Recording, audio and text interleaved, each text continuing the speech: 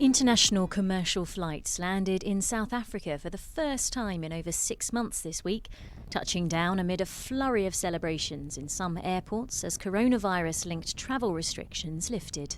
Africa's most industrialised economy sealed its borders at the start of a strict lockdown in late March to limit the spread of the virus. Restrictions on movement and business have gradually eased since May, but international borders remained shut until the 1st of October to avoid admitting infections from abroad. Importantly, though, tourists from high-risk countries still can't visit, a measure which has drawn criticism from some quarters. We are concerned that key source markets, including the UK, the USA and France, are prohibited from travelling to South Africa. And it's precisely for that reason that we think that the travel restriction model being imposed by national government needs to be rethought and revisited. It's a welcome development, however, for those needing to travel for work. Well, I'm working overseas, so just haven't been able to come home since Christmas, basically. So first time back, so it's good.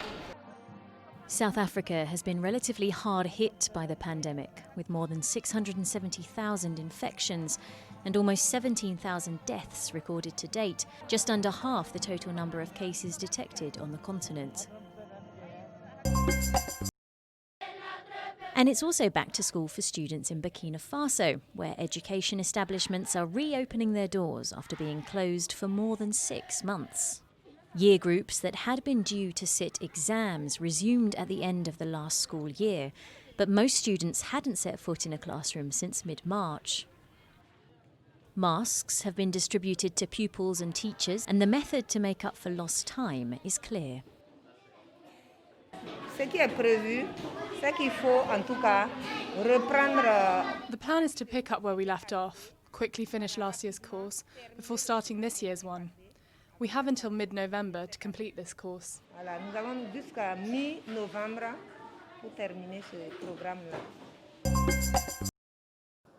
And in Kenya, President Uhuru Kenyatta announced that a number of lockdown measures will be eased as the rate of new infections slowly declines in the East African nation. That the prohibition against the operation of bars and the prohibition against the sale of alcoholic drinks and beverages by ordinary restaurants and eateries shall stand vacated with effect from the 29th of September 2020. Along with re-allowing the sale of alcohol, the permitted maximum size of religious gatherings will increase to 1/3 of the normal seating capacity. The nationwide dusk-to-dawn curfew will run for a further 2 months, but with a delayed start time of 11 p.m. rather than 9. Kenya has reported over 38,000 cases of COVID-19 and 700 deaths since announcing its first case in March. And despite the easing of measures, the president has warned that a second wave is still very possible. Nigeria held scaled-down celebrations in the capital Abuja to commemorate 6 decades since it gained self-rule from Britain in 1960. President Muhammadu Buhari called for national healing in the face of deep economic and security challenges. Africa's biggest oil producer has been battered by the global economic fallout from the pandemic, as a drop in crude oil prices has robbed it of key revenues. The country is also battling a decade-long jihadist insurgency in its northeast, and almost half the population is estimated to live in extreme poverty.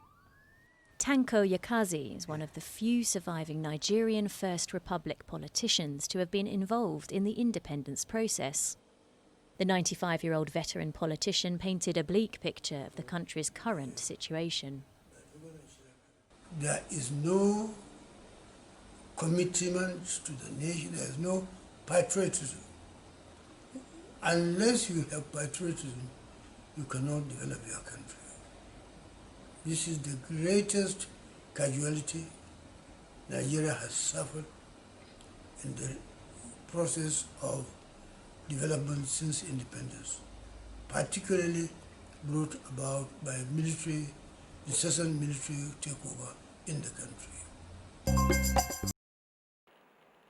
And it was the first day in the office for Mali's new interim Prime Minister, former Foreign Minister Moktar Wan. Crucially, his appointment opens the way for the country's neighbours to lift economic sanctions imposed just days after its August military coup. The nomination of a civilian Prime Minister was a key demand from the regional bloc, the Economic Community of West African States.